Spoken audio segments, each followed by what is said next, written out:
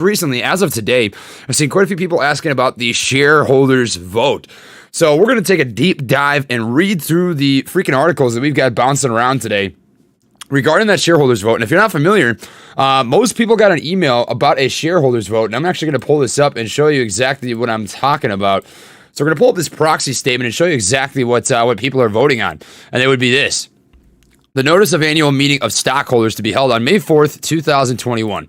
And there were two different, articles that were pulled up and given in this email. One of them is a annual report, which is a PDF, and then we got the proxy statement. So this is telling you exactly what you're voting on. And then we've got a freaking 172-page document talking about the annual report to stockholders, which has a plethora of information that we can dig into if we would like to do so. So this will be pretty chill live stream. We're going to keep it nice and relaxed, just kind of go with the flow and see what we want to talk about. But I think that is the likely three that we'll focus on the most, and we'll just go from there. So how's everybody doing today? AMC vote. Should I have voted yes on that vote? We'll talk about it, guys. There are pros and cons to both of the options that we have here.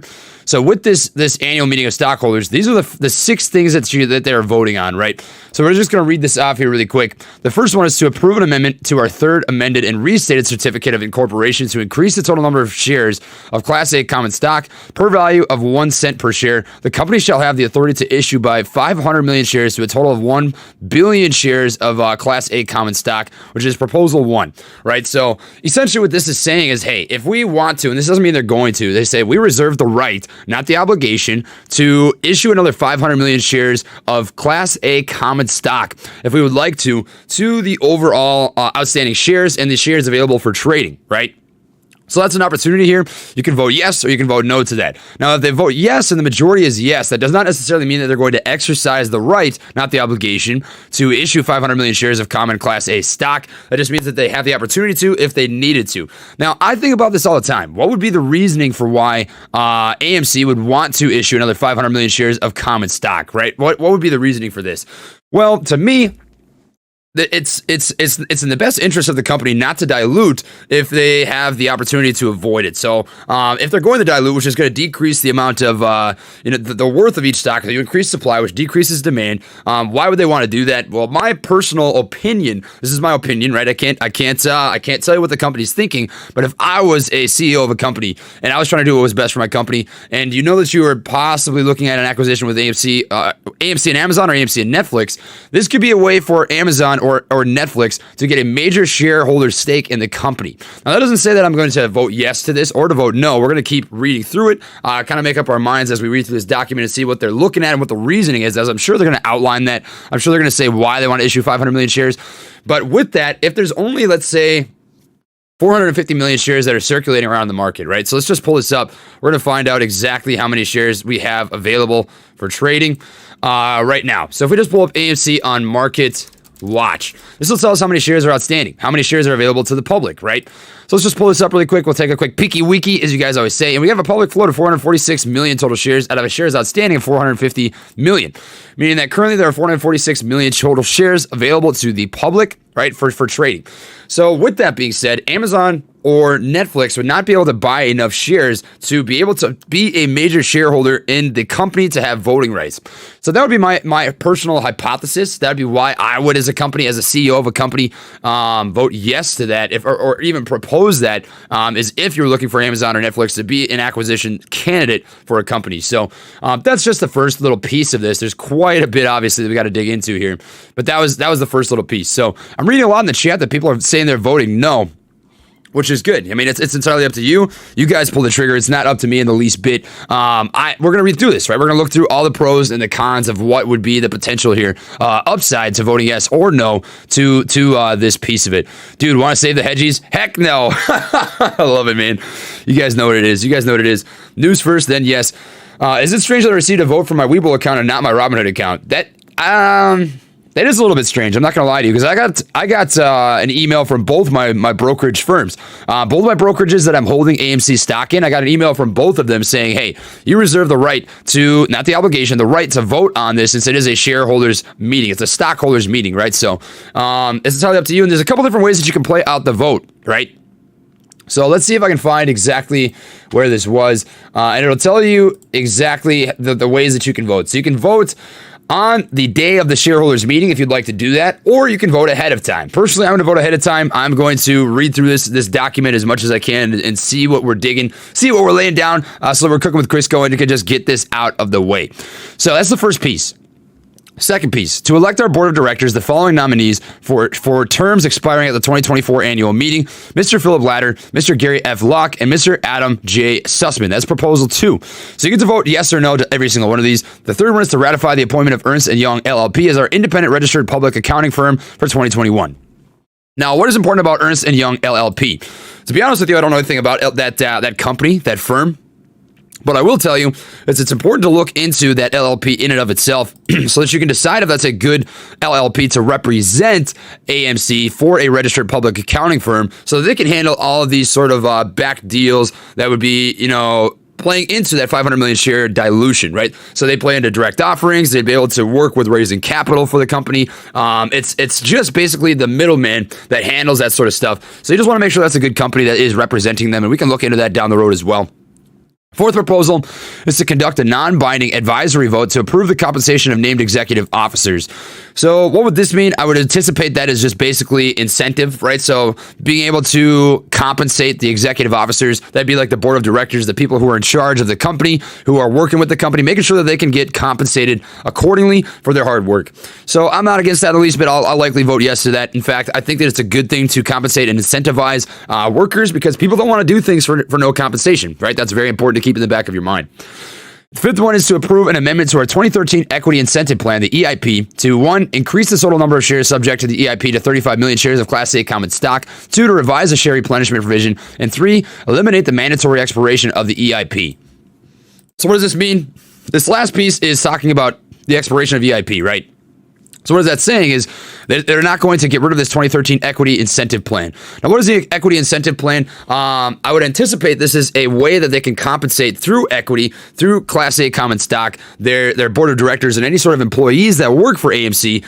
They can use this Class A common stock to incentivize people to say, hey, this is a way that we can compensate you. We can give you some incentive through this Class A common stock. And I'm not against that, obviously, in the least bit. I hold a pretty good stake in AMC. And if there are insiders or employees that work for the company and they want this to happen, that's a good sign. So I'm 100% okay with that. I would say that's a go for me. I'm going to likely vote yes to that. And then the last piece is to approve the adjournment of the annual meeting to a later date or dates, if necessary or appropriate, to solicit additional proxies if there are insufficient votes to adopt the proposals. And this is basically saying if we need to push this further to the right? If we can't make everything happen on this date, which would be May 4th, if I can remember correctly, and sure it is, May 4th, may the 4th be with you, baby. Oh yeah, Yoda. If you vote yes to this, it just gives them the right to be able to push this to the right, that overall shareholders meeting, so they can make things happen if they want to make things happen. So that's what we're looking at right here. This document is 84 pages long. Personally, I think it'd be a good idea to roll through this document so that we can read each individual piece of this and see what's important to keep in the back of our minds as we're making our own individual votes. If you've already voted and you are good to go, rock on. There you go, man. We're going to look into this AMC shareholders vote first, and then we can dig into some other companies. I do want to roll into Rolls-Royce. I've had quite a few people that are interested in that. So I think it'd be good to research the company, see what the potential upside is there. And then you guys can see my personal process of what I look for when I'm researching companies for a long-term position, which is what I think Rolls-Royce would be, or at the very least, a good recovery position. And then after that, I'd like to dig into Bitcoin. I am bullish on Bitcoin. I do have a position in Bitcoin. I own about a quarter of a Bitcoin. And we can dig into that as well, what the potential upsides are for Bitcoin also. So with that being said, it's good to have you all here. Hope you're all cooking with Crisco. Drop a like on the video. Helps the YouTube algorithm. Helps get this into the eyes of more viewers. Great to have you all here. What a weekend live stream, Trey. Thanks for everything you do. Love the energy. Keep it up. I just want to give a shout out. My brother. You're not going to get me, Jordan. It's funny because when I was in high school, I used to write. I took this creative writing class, and that was actually the name of one of the characters in one of my books that I wrote for that class. So I don't look there. I fail says, hey Trey, I sent a super chat yesterday to check out, but I don't know if I missed it. Can you check Premier African Minerals, please? Ticker PREM. So I'll check it out really quick, but this is going to be not necessarily a good live stream for Super Chats. I'm going to be honest with you. I likely won't get to as many of these because we are going to take really, really deep digs into the research. So don't feel like you have to drop a Super Chat. It's going to be better if we just have a conversation. You can simply just drop stuff in the chat bar and we can read it off, have conversations about it. I don't want you guys wasting your money. So I'm just going to throw this in the description box really quick. Don't feel like you need to drop a Super Chat, as I likely won't get to as many of them today. It will be a pretty deep dive into a very select few companies and research. So that's good to go. Cowabunga it is. All right, so we're going to start off here with the shareholders meeting proxy. So this is basically the issuing of the proxy statement, right? So this is everything that we need to know about that shareholders meeting.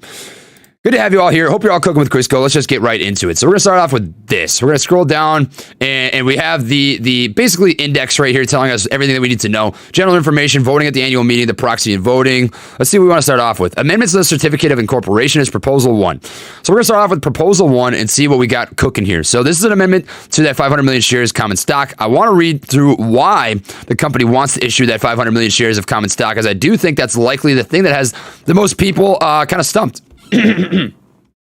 So, if you're curious about how votes are counted, man, my throat is always doing this goofy stuff when I start talking in the morning. Don't yell at me. I know I should drink water, but I am going to pop down an energy drink. I haven't had one of these literally all week long, so I'm going to pop one down. It's a little reward for the long week that we had of AMC price action. So we're going to start off with this and just get reading. So how are the votes counted? This is regarding how votes are counted regarding that shareholders meeting. So a quorum is required to transact business at our annual meeting. Stockholders of record holding shares of common stock constituting a majority of the shares issued and outstanding entitled to vote at the annual meeting shall constitute a quorum. So what is a quorum? That is probably a good thing to start off with here, just in case we don't know what a quorum is. Maybe this is rudimentary. If this is something that you don't necessarily feel like you need to know, I apologize. However, there are other people out there who are really new basic investors. So we're going to start off here and just look up what a quorum is. In case you're not familiar, it is the minimum number of members of an assembly or society that must be present at any of its meetings to make the proceedings of that meeting valid. So that is what a quorum is talking about. It's just the minimum number of people that need to vote, essentially. So if you have returned valid proxy instructions or attend the meeting in person, your shares will be counted for the purpose of determining whether there is a quorum, even if you abstain from voting or on some or all matters introduced at the meeting. So that's what we're looking at right here. I'm going to scroll back down. Directors of the company. This is just all the directors of the company. We won't dig into this too much. We've got Mr. Ladder, Mr. Locke, and Mr. Sussman are Class 1 directors. So these are just basically the people in charge of that meeting. So proposal 1. This is talking about the 500 million share stock dilution. So what I'm looking for here is information is why they want to do this 500 million share dilution, because that scares a crap ton of people. I'm going to be honest with you. Before I dug into it and did a little bit of thinking about it, what would I do if I was a CEO? Why would I want to do this? It scared me. I was like, man, this doesn't make any sense. Why would a company try to dilute the shares if they're trying to raise capital? I mean, it's typically when you double the overall shares outstanding, that just shows weakness. I mean, if you're trying to raise capital by diluting your shares and raising money in the short term, that just shows that there's not a lot of strength in a company long term. So I was like, all right, there's got to be more reasoning behind this, and we're going to try and find out what that is. So this is the proposal. In case you're just tuning in, we'll give you a brief rundown. They're voting to raise the total shares outstanding to 1.02 billion shares of common stock through a 500 million share dilution, essentially. Background and reason for the recommendation. So this is going to be a big piece of it, and we definitely want to know the reason why. So on January 27, 2021, the board approved a proposal to amend our certificate of incorporation to increase the total number of shares of common stock. The company shall have the authority to issue 500 million shares to a total of 1.02 billion shares of common stock, Class A. These are what are available to the general public. As of the close of business on March 3rd, the latest practicable date before the filing of this proxy statement, there were 450 million shares of our common stock issued and outstanding, and 10.9 million shares of common stock reserved for issuance under the EIP. That 10.9 million shares, essentially what that's talking about is it's that equity incentive program that's not available to the general public. I would assume that this is what is reserved for the board of directors, any sort of management, corporate employees, right? That is that incentive program. So that's just not available for trading. right? So if you're looking at that, 450 million shares here, and then 10.9 million that are not available to the public. Accordingly, 63.09 million shares, including the 3.7 million treasury shares of the total number of shares of common stock currently authorized, remain available for issuance or may be reserved for issuance prior to any amendment to increase the authorized shares of common stock. I don't mind that they're actually holding on to these shares, by the way. That's 63 million right here, and 3.7 million treasury shares that are currently authorized remain available for issuance or may be reserved. That means that they're not currently available to the public, and that's not a bad thing. So what that's essentially saying is, hey, we're cutting off the supply, which should actually inherently increase the demand. So they're basically holding on to that for a worst case scenario where they need to issue that stock, and I don't mind that in the least bit. So stock currently authorized remain available, yada, yada, yada. As a result of the retirement of our Class B common stock. Now, what is Class B common stock? This was essentially what was reserved for big institutional investors or insider trading. This is what happened with Wanda. So Wanda actually converted their Class B stock up to Class A stock. So they got rid of that. They retired their Class B common stock, meaning that the company is only trading Class A common stock. Now, if you're not familiar with what Class B stock is, we're just going to pull this up for you so that you can see exactly what it is. Class B shares are a classification of common stock that may be accompanied by more or fewer voting rights than Class A shares. Class B shares may also have lower repayment priority in the event of a bankruptcy, except for in the case of AMC. So usually this is what you're looking at. Class A shares would be superior to the Class B shares. However, Class A shares are all that are available for trading with AMC right now. So Wanda ended up converting. Wanda did end up having those higher voting rights. So it seems that it was a little bit backwards for AMC here in this situation. So retired Class B common stock, they're only playing with that Class A common stock at this point. Pursuant to a certificate of retirement, yada, yada, yada. Our certificate of incorporation currently authorizes the issuance of up to 574 million shares of capital stock, consisting of 524 million shares of common stock and 50 million shares of preferred stock. Now, what is preferred stock? I keep doing that. I keep coming back to Webull. Webull, preferred stock, for anybody who doesn't know, right? We'll pull this up for you so that we can just dig into it. Preferred stock is stock that entitles the holder to a fixed dividend whose payment takes priority over that of common stock dividends. So essentially, this is given to preferred members. It's not available to the general public. The preferred stock is what is available to a few select insiders, whether that be management, whether that be institutional investors, insider investors. That's what you're looking at right here. How are we voting, Trace? Says Patrick Diggins. We're digging through it right now. So I'm not going to tell you guys how to vote. I don't want to collude in the least bit. I don't want to sway your guys' opinions. I'll tell you what I plan on doing, and then you guys can decide what you want to do based on that. So we're just digging through the proxy, talking about the 6 different proposals they have for voting on the stock. So that's what you're looking at right here. We just dug through this little paragraph, and I think that proposal 1 is what has the most people's attention. So we're just digging into this with as much detail as we can. The board believes it is in the best interest of the company to increase the number of authorized shares of our capital stock in order to give the company greater flexibility in considering and planning for future general corporate needs, including but not limited to the offer and sale of common stock in 1 or more public offerings or private placements, the grant of common stock or warrants, options, or other convertible securities in 1 or more strategic transactions, stock dividends, grants under equity compensation plans, stock splits, and other general corporate transactions. The board believes that additional authorized shares of capital stock will enable the company to take timely advantage of market conditions and favorable financing and other opportunities that may become available to the company. The authorized but unissued shares, this is important. Authorized but unissued means they reserve the right, not the obligation, to issue these if they get approved, will only be issued at the direction of the board and if required by applicable law or regulation of the New York Stock Exchange upon separate stockholder approval. So what I'm pulling from this right now is the main body right here. Why would they want to do this? For future general corporate needs. Now, this is very, very, very broad. Now, this could be a variety of things, right? Let's say that they need to raise capital so that they're sitting on cash, right? Cash to continue operations, cash to be able to rebrand the company. There's a variety of different ways that can play out, and that could dive into the possibility of a company acquisition. The only thing that I don't necessarily like is that they haven't stated that they are looking to rebrand the company or find alternative means for company growth, like some sort of hint at the fact that they may be doing a company acquisition. But the argument to that would be if you are in a contract or under a conversation to be a company that is getting acquired. They're not allowed to talk about the details, right? So it's pretty vague. It's a very, very vague description. That's some basic mumbo jumbo legal talk right here, in which you don't get a big picture, right?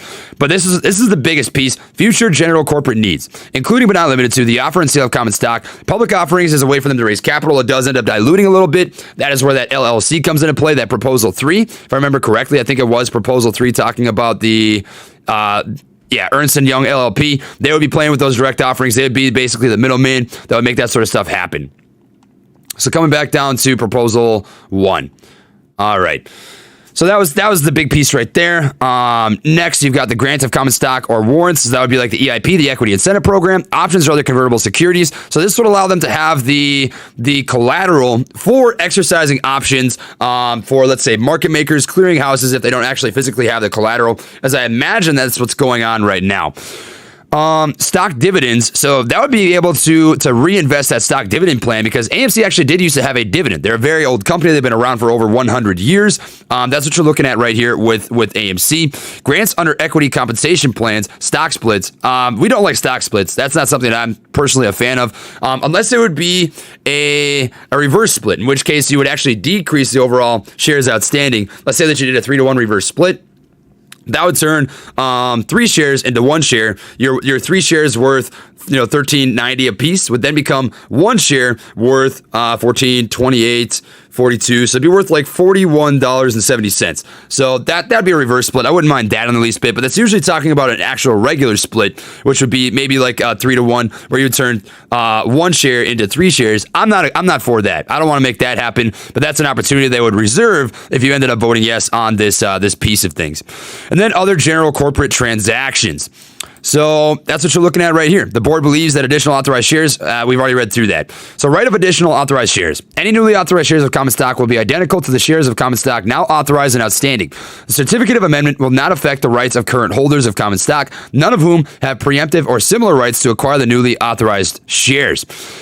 So it will not affect the rights of current holders of common stock. So that's us. That's the average retail investor. That is the ape out there in the community who is holding common stock. It would not affect us, apparently, as they are stating, none of whom have preemptive or similar rights to acquire the newly authorized shares. Potential adverse effects of the certificate of amendment. So this is downsides, right? They're basically giving you the bear case, why you may not want to make that happen, from my understanding. Let's read this.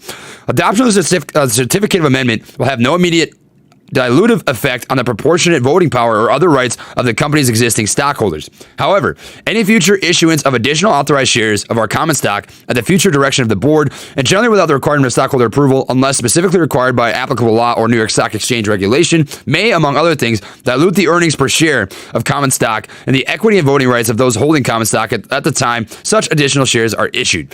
So essentially what they're saying is the adverse effect here is dilution, right? If you were a major stakeholder and they issue another 500 million shares of stock, and let's say that you're a 10% holder, well, now there's another 500 million shares out there. You're no longer a 10% holder. You'd have to buy more common stock in order to make that happen, right? So that's a downside here. It also is saying that the worth per share would go down, and that's basic supply and demand, right? So if there's an increase in supply, there's a decrease in demand, making each of your shares worth less money than they were before. In addition to the general corporate purposes mentioned above, and as further described below, an increase in the number of authorized shares of common stock may make it more difficult to, or discourage an attempt to, obtain control of the company by means of a takeover bid that the board determines is not in the best interest of the company and its stockholders. However, the board does not intend or view the proposed increase in the number of authorized shares of common stock as an anti-takeover measure, and it is not aware of any attempt or plan to obtain control of the company. That's actually pretty interesting. So my hypothesis was that they may issue 500 million shares of common stock for a takeover, for an acquisition purpose, that you could have a company purchase 500 million shares, and they're saying that it actually may decrease the chance of that happening. Not in the best interest of the company and stockholders. However, the board does not intend or view the proposed increase in the number of authorized shares of common stock as an anti-takeover measure. So essentially what they're saying is it would make it more difficult to take over a company, but that it's not an anti-takeover measure, and they're not aware of any attempt or plan to obtain control of the company. So this right here is saying that they actually don't know or of any companies that may be trying to acquire or take over AMC. That's fascinating. That's fascinating, because that would debunk a lot of the hypotheses that are circulating right now regarding an AMC Amazon acquisition or an AMC Netflix acquisition, because that's stated right here in plain ape language on their proxy statement, which is interesting. So potential anti-takeover effects. Let's read through this before we end up making a conclusion. I'll tell you what my conclusion is on this proposal, what they are stating as a reason for the proposal, and I'll tell you what my personal vote would be based on the information that was presented to me. The certificate of amendment could adversely affect the ability of third parties to effect a takeover or a change in control by, for example, permitting issuances that would dilute the ownership of a person seeking to effect a change in the composition of our board or contemplating a tender offer or other transaction that the board determines is not in our best interest or in the best interest of our stockholders. The board's ability to issue substantial amounts of common stock, generally without the need for stockholder approval, except as may be required by law or New York Stock Exchange, upon such terms and conditions as our board may determine, may, among other things, be used to create voting impediments with respect to a change in control or to dilute the stock ownership of stockholders seeking to obtain control of the company. The issuance of common stock, while providing desirable flexibility in connection with potential financings and other corporate transactions, may have the effect of discouraging, delaying, or preventing a change in control of the company. Our board, however, does not intend or view the certificate of amendment as an anti-takeover measure, nor does it contemplate its use in this manner at any time in the foreseeable future, and is not aware of any attempt or plan to obtain control of the company. I'm going to read this twice. A board, however, does not intend or view the certificate of amendment as an anti-takeover measure, nor does it contemplate its use in this manner at any time in the foreseeable future, and is not aware of any attempt or plan to obtain control of the company.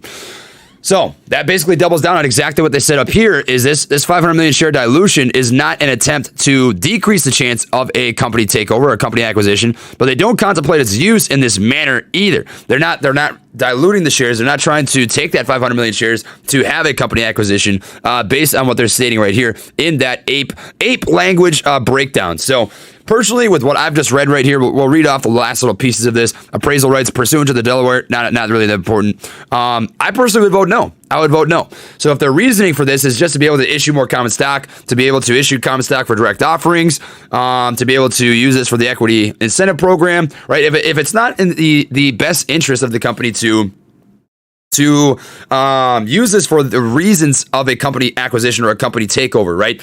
That's a no for me, man. That's a big no for me. But you guys make your own decisions, right? That's what I was looking for in reading this. And this is the first time I've read it, right? So we can have a conversation about this if you guys have a reason why you would believe the answer should be yes. But myself, I'm going to be voting no because that's what I was looking for. With that 500 million share dilution, I only would be looking for the opportunity for a company to take a major stake in AMC that they couldn't otherwise do without that 500 million share dilution, because the majority of AMC is holding the stock, right? So it's mostly being held, and they stated pretty much in plain language right here that that's not the purpose of that 500 million share dilution. The board does not intend or view the proposed increase in number of authorized shares of common stock as an anti-takeover measure and is not aware of any attempt or plan to obtain control of the company. So they've already stated it. That's a no from me, son. I've got no interest in that. I'm going to be voting no to that 500 million share dilution. I don't think it's necessary. And honestly, guys, I think that AMC is underestimating how much their company is going to increase in value simply from shareholder buying. There's so many stockholders out there, and there's so many people that are simply buying AMC. That's going to increase the company's market capitalization, right? It's the market cap. Now, how does market cap work, right? If you want a really good video on market cap, or you want to understand the deep dives of the market, dude, watch the Wolf of Wall Street's podcast. He is a freaking animal. I sat down for about an hour yesterday and watched Wolf of Wall Street's one of the Wolf of Wall Street's podcasts, and the dude walks you through in simple language the ins and outs and the understanding of the market. So market cap is the value of a company that is traded on the stock market, calculated by multiplying the total number of shares by the present share price. So this is how much the company's worth, right? And I know there's a lot of you out there who know what that is, but there might be people who don't, which is why I'm walking you through it, right? So that's basically what the company is worth. It's what the company is trading at on the stock market, calculated by multiplying the total number of shares by the present share price. So if there are 450 million shares, right, and AMC is trading at $13.93, you multiply both of those together, and that's tell you what the company is worth, right? So if you take those numbers, and let's say that the stock price is trading at $20 or $25 or $30, right? That would end up increasing the worth of the company. And they can take that opportunity, how much the company's worth, to raise capital. They could do things such as a share buyback, right? If they bought back shares from the general public, I don't know how many people would sell it, but maybe there'd be a few people. And they could raise money simply from that alone, which would actually decrease the dilution rate. It would decrease the available amount of shares for trading. By decreasing that supply, they would increase the demand. So I think they're undermining that. I don't think they realize how how many apes out there are actually trying to help out that company. So I'm voting no. That's a no for me, guys. That was a long-winded explanation of what I think about that first proposal, but hopefully that gave you a little bit of clarification. I will be clipping out this piece of this research podcast so that we can have that out available for the public as well. That is simply my opinion. You guys can have your own opinions. You don't have to do what I do. I'm voting no. You guys can do whatever you want. So I'm just going to come over here and I'm going to click no on my personal proxy vote for that. So take that for what it is. That's just my personal opinion. So next we're going to look at proposal 2. We'll give you guys a quick breather. I'm going to drink some of this energy drink. I keep trying to come back to it and put some down, but that's totally all right. This is why institutional investors have been buying shares to outvote us. There you go, man. All right. Trey. Adam Aaron, CEO, gave both his sons 250K shares each. That's a good sign, man. I mean, insiders continuing to buy and continuing to hold, at the very least, hodl on their shares of the company shows that there's good things happening. Think about it like this. Think about it from an outside perspective.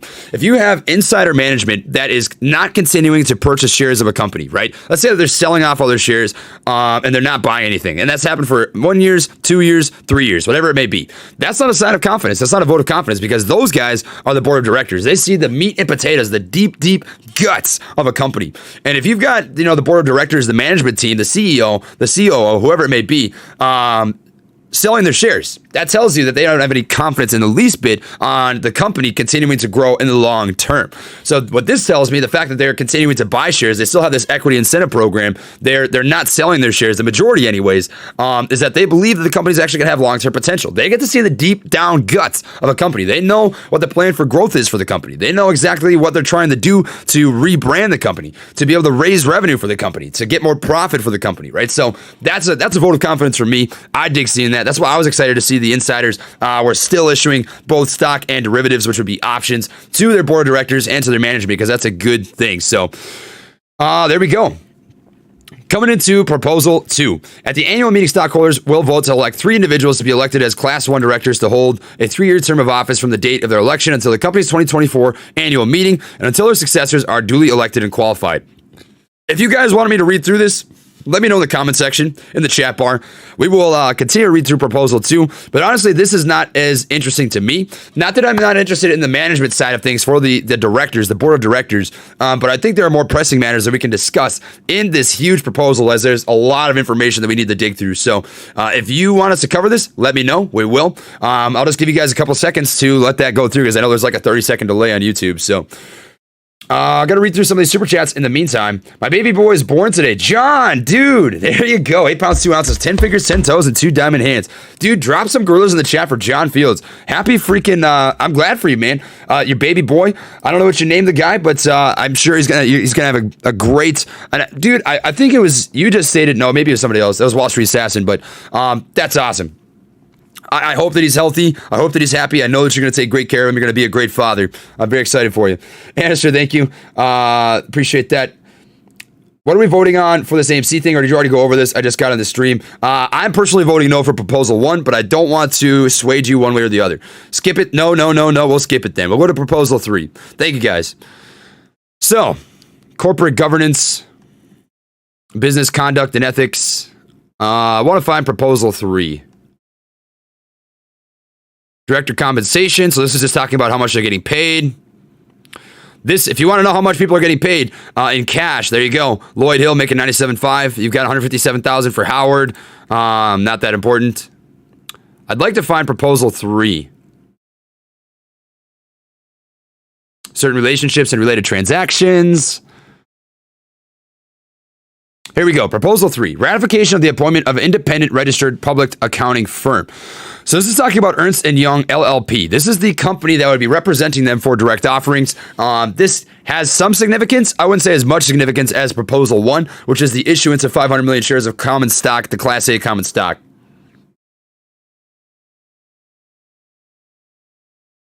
All right. So I'll read the first little paragraph here. If I feel like there's more that we need to cover here, we will do so.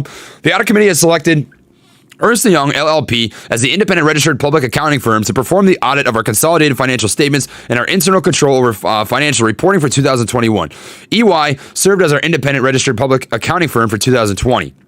So these guys, they've already been working with Ernst & Young, which they call EY in quotations here on their little piece. Looks like they're an auditing committee. They would handle registered public accounting. They would handle the auditing. They would handle their financial statements. So all that sort of stuff. I would say personally that's not that important either. But we'll read this next paragraph just to make sure we're not missing anything. The audit committee is responsible for overseeing the qualifications, engagement, compensation, independence, and performance of the independent registered public accounting firm retained to audit the company's consolidated financial statements and its internal control over financial reporting. The audit committee requires and, with its chairperson, oversees the selection process for new lead audit engagement and concurring partners every 5 years. Throughout this process, the audit committee and management will provide input to EY about AMC priorities, discuss candidate qualifications, and interview potential candidates put forth by the firm. The audit committee will also require other key Ernst & Young partners assigned to our audit to be rotated as required by the PCAOB to help ensure continuing auditor independence. The auditor committee will continue to periodically consider whether there should be a regular rotation of the independent auditor. I don't know what PCAOB means. I'm going to look this up. When I don't know something, I'm going to admit it to you guys. PCAOB acronym. I'm going to find out. Let's see. Public Company Accounting Oversight Board. So now I know. Public Company Accounting Oversight Board. Public Company Accounting Oversight Board. Public Company Accounting Oversight Board. You tell yourself something 3 times. It's a little easier to remember. So that's what PCAOB stands for. If you didn't know, you learn something new every day. Personally, I don't think this is that interesting. I don't think we really need to know. So I'm going to keep reading on. I see some people here in the chat bar saying, please read on. So we will continue to move forward to the next piece of things. So, proposal 4. So we're going to come up to next. Thank you everybody that's tuned in right now. I appreciate everybody immensely. If you don't mind dropping a like on the video, that does help out the algorithm a little bit. We will be posting the meat and potatoes of this. I will be clipping it out later so that we can give that to anybody who was not able to tune in for the live stream. And if you want to just find the piece specifically on where we talk about specific things. So, coming down here to proposal 4.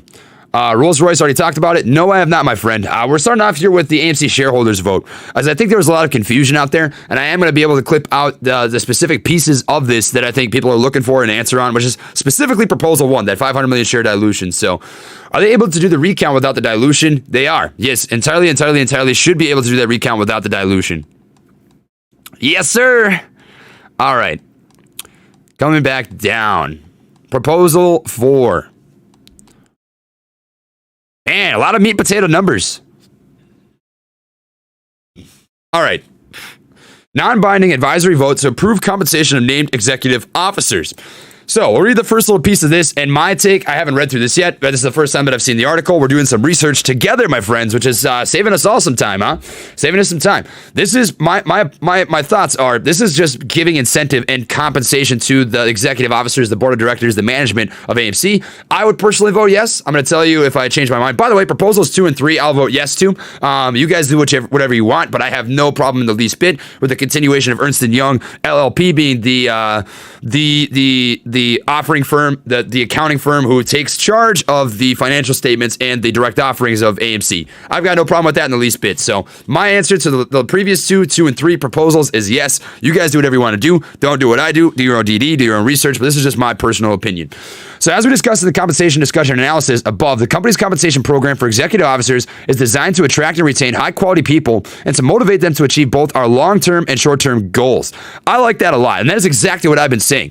I do not mind compensating your directors accordingly, right? If you pay people well, they're going to be incentivized to want to do good things for a company, which is why I wasn't mad. I mean, I know a lot of people out there were pissed. They're like, why are this company's going to go bankrupt? Why are they giving out bonuses to the board of directors? I don't get it. But I don't mind that.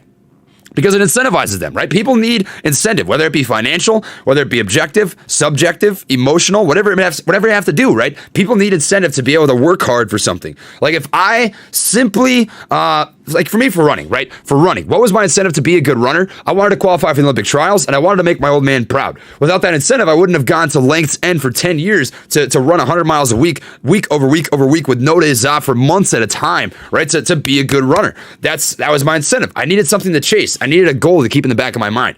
For the board of directors here, it's the same thing. Their incentive is to get compensated accordingly. If you pay someone like piss, they're going to perform like piss. You pay somebody like gold, they're going to perform like gold. So that's what I'm looking at right here. Anyways, as required by Section 40 of the Exchange Act, this proposal, commonly referred to as the Say on Pay resolution, seeks a stockholder advisory vote on the compensation of our named executive officers as disclosed pursuant to Item 402 of Regulation SK through the following resolution. Resolved that the company stockholders approve on an advisory basis the compensation paid to the company's named executive officers as disclosed in the company's proxy statement for the 2021 annual meeting of stockholders pursuant to Item 402 of Regulation SK, including compensation discussion and analysis, compensation tables, and narratives. This vote is advisory and non-binding, so it means that it's the right, not the obligation, right? By voting yes, that doesn't necessarily mean it'll happen. It won't be executed. It is just going to give the opportunity. So this vote is advisory and non-binding, but our board and the compensation committee will consider stockholders' concerns and evaluate whether actions are necessary to address these concerns. The board recommends a vote for approval, obviously, otherwise they wouldn't they wouldn't have this proposal in this proxy, but of the compensation of our named executive officers as disclosed in the proxy statement on an advisory basis. So personally, I'm going to vote yes to this. I have no issue in the least bit with compensation of their executive officers, their board of directors, or their management. I do think that'll be a good thing. I think that'll treat them well. So I'm going to be voting yes to that. You guys do whatever you would like to do. But this is my personal opinion, right? I am totally for it. I'm going to vote yes. I'm going to vote for that compensation. So moving on to the next piece, we'll come up to Proposal 5, which is the fifth out of 6 of these proposals that is on this proxy that you guys have the opportunity to vote on. By the way, if you do want to vote on them, you can vote on them today, or you can wait until that May 4th shareholders or stockholders meeting, in which case you get to decide, on that date as well. But I'm just going to vote right away. That way it's out of the way, and you guys do whatever you'd like to do. I didn't get an email, but I own shares. Tiffany, I've heard that from a couple of people. Are you holding shares on Robinhood? Because I've heard from a couple of people that that Robinhood shareholders haven't received a email from everything. So that's very, very interesting. So, Proposal 5, an approval of an amendment to the company's 2013 Equity Incentive Plan, the EIP. We are submitting for stockholder approval to an amendment to the EIP to 1, increase the number of shares available for awards under the EIP by 20 million shares to 35 million. 2, revise the EIPs, and this is actually a really important proposal. I think this is worth talking about. 2, revise the EIP's share replenishment provision to comply with New York Stock Exchange rules by eliminating the ability to reuse shares that have been previously issued and returns to the company as payment for the exercise price of stock options or payment of taxes. And 3, eliminate the mandatory expiration date for the EIP, which is no longer necessary under existing tax regulations and New York Stock Exchange rules. The increase in the number of shares is needed in order to continue to provide a meaningful long-term incentive for management and as a result of recent significant declines in the company's stock price. The text of the EIP, the Equity Incentive Program Amendment, is set forth in Appendix B, and this description of the proposed amendment to the EIP is qualified by the full text of the EIP amendment. So the first piece, I'll talk about each of these 1, 2, 3, what I think of them. This is just my personal opinion. I'm not a financial advisor. Number 1, increase the number of shares available for awards under the EIP by 20 million shares to 35 million.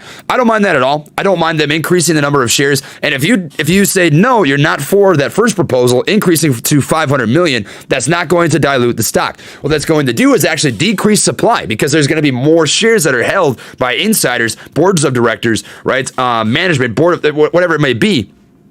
That'll be less shares available to the public. So by increasing from 20 million to 35 million, that helps the cause. Cut off supply, increase demand. I'm all for that, right? That's that number 1. Go ahead, right? That's totally cool. Number 2, revise the EIP's share replenishment provision to comply with New York Stock Exchange rules by eliminating, this is the piece, eliminating the ability to reuse shares that have been previously issued and returned to the company as payment for the exercise price of stock options or payment of taxes. So they don't want people, they want to eliminate the ability to reuse shares. So being able to retire shares, that would actually take them off the market. I don't mind that in the least bit. I think that's totally fine. Number 2 is got my vote. Number 3 is eliminate the mandatory expiration date. So essentially extend the ability for this equity incentive program, which is dated back to 2013. And I'm also for that as well. In the simplest of terms, all 3 of those are a go for me. You guys do whatever you'd like to do. I'm going to vote yes. I'm going to vote for Proposal 5. So far out of the 5 proposals, I am only voting not for on the first one, which is that 500 million share dilution. I am for the next 4 after that. That is 100% totally okay. So coming up into the final proposal, which is Proposal 6, that is the adjournment of annual meeting. So if at the annual meeting the number of shares of common stock present or represented and voting in favor of the proposals is insufficient to approve the proposals, our management may move to adjourn the annual meeting to a later date or dates, if necessary or appropriate, in order to enable our board to solicit additional proxies in favor of the proposals. In that event, you will be asked to vote only upon the adjournment, postponement, or continuation proposal and not on any other proposals. So what this is saying is if they don't come to a common agreement on any of these 6 proposals, that they reserve the right, not the obligation, to push it to the right and vote on that specific proposal out of the proxy on a later date.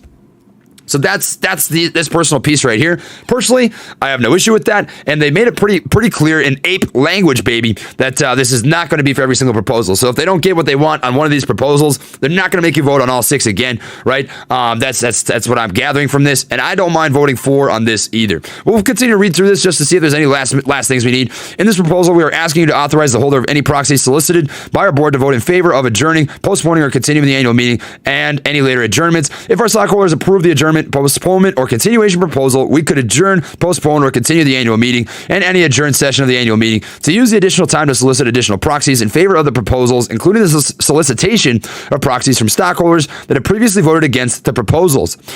Among other things, approval of the adjournment, postponement, yada, yada, yada. Even if proxies representing a sufficient number of votes against the proposals have been received, we could adjourn, postpone, or continue the annual meeting without a vote on the proposals and seek to convince the holders of those shares to change their votes to votes in favor of the approval of the proposals. So I don't, Seek to convince the holders of those shares to change their votes to votes in favor. Interesting. Now, I don't know.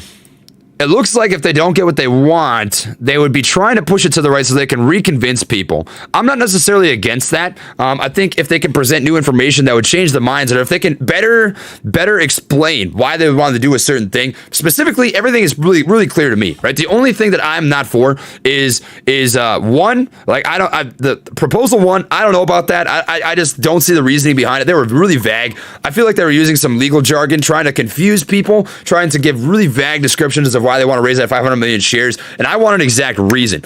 And for me, I think what this is saying is if we get not for, if people vote no to proposal 1, we reserve the right to hold another meeting down the road to try and change your guys' minds about why we want to dilute the overall shares by 500 million. Now, I don't necessarily think that's a bad thing in and of itself. I think it just gives a second opportunity for them to explain themselves. But this one's a little wishy-washy. I can see it having some different opinions depending on the person here. My personal thoughts on Proposal 6.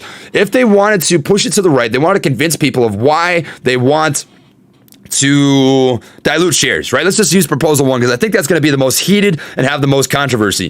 If they wanted to explain in better English, right, why they want to dilute, I would be for that. I'd be okay with if, like, let's say, for example, we have a second meeting, they have a second proxy that gives out more information on, that Proposal 1. They could say, hey, based on what we just gave you, I understand that we had a lot of no's. Here's some more detail on why we want to do that 500 million share dilution. That would be the only situation in which I would be okay with Proposal 6 voting yes on that. However, voting no on Proposal 6 would give them no opportunity to be able to make a second decision on a further date of adjournment, right? So that they can make more decisions and try to reconvince people to change their votes. So this is a wishy-washy one. I don't know what you guys are deciding here. I don't know what your personal opinion would be. I think this is going to be another controversial one, that Proposal 6. So personally, I'm going to vote yes to 2, 3, 4, 5. I'm going to vote no to Proposal 1, which is that 500 million share dilution. That's just my personal opinion. You guys do whatever you want to do. Proposal 6, personally, I'm going to also vote yes. And that is only because I feel like if they have a second adjournment where they can have more opportunity to reword their proxy, reword what they want to get across with that 500 million share dilution, and if there's an opportunity for them to, like, let's say they talk about a company acquisition, but they made it pretty clear that, this is tricky. This Proposal 6 is tricky, man. I don't know. I'm seeing some mixed opinions here. Some people are saying vote no to 6. I've seen some people say vote yes to 6, but most people are saying vote no. So it's your guys' personal opinion. The only thing I don't like about Proposal 1, right? So what they're saying is they want to give a second opportunity for people to change their minds about proposals if they don't get voted for. They want voted for all of these. That's the recommended vote. Obviously, otherwise they wouldn't have recommended these proposals. But the only thing that trips me up with Proposal 1 is they stated pretty clearly that this issuing of more common stock, the Class A common stock, is not for the purpose of a potential takeover, right? The potential anti-takeover effects. In fact, they said that it would decrease the chances of a potential takeover. So they've already made that clear, and that was the reason why I wanted to see a 500 million share dilution if they were going to do it. So I personally think I'm actually going to vote no. Now that I think about it again, I just don't see any potential. I don't see any rhyme or reason why they should dilute.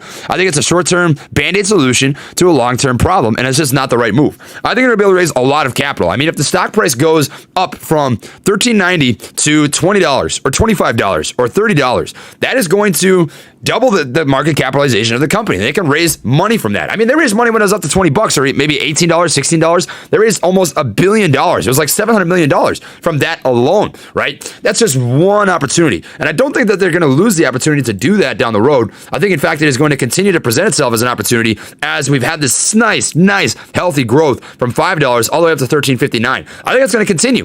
I think they're going to continue to have this really nice, healthy growth over the next couple of weeks, and they can raise more capitalization. They can raise more equity so they can continue to fund their operations and maybe rebrand, maybe get some, virtual reality, augmented reality, maybe get streaming services, whatever they want to do, right? So I'm personally going to vote no to this.